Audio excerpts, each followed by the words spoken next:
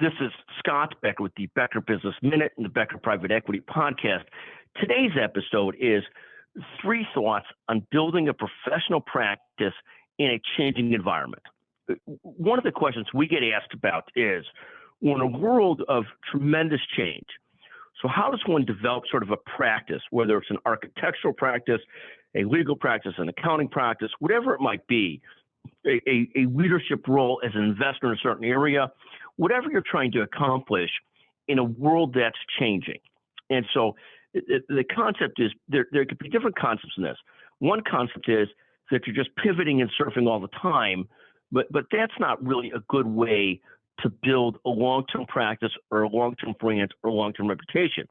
It's rather, we look at it as sort of these 3 rules for building a professional practice in a changing environment. And these 3 rules are as follows. First, you have to commit to a core area or a niche area. And this doesn't have to be one niche area, one core area, but it could be a couple that you explore to see which one resonates with whatever market you're trying to work into, that you're trying to deal with. So you have to sort of develop a core market, a core niche, someplace where you're trying to be a leader and a great advisor, a great professional. Second, you have to be so closely aligned with both your industry and with your clients and with people in your business that you could constantly sort of understand how what you're doing is responding, that the market is responding to it. Are you in your business? Is your company picking up business or not? Are you developing a reputation and a brand? Are you not? What does that look like? Where does your profits? Where are your revenues coming from? Are they coming from niche and so forth? But you need to be so closely involved, so intimately involved in your market, with your customers in your market, to understand how the market's evolving and how it's changing. And so you start with core niche or niches.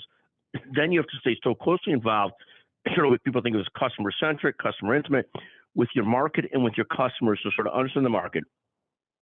And then third is where the surfing or pivoting comes in. As the world changes, you need to be able to maintain a basis and anchor a core niche, a core area.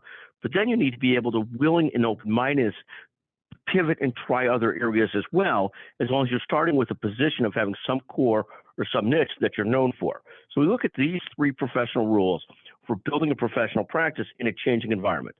First, you have to sort of develop, invest in, try to develop a core niche or core area. Second, you need to stay so closely aligned with your customer base, with your area, with your industry to really know what's going on. And then third, while maintaining the core area niche, you do have to pivot and surf from areas to areas and make changes as needed.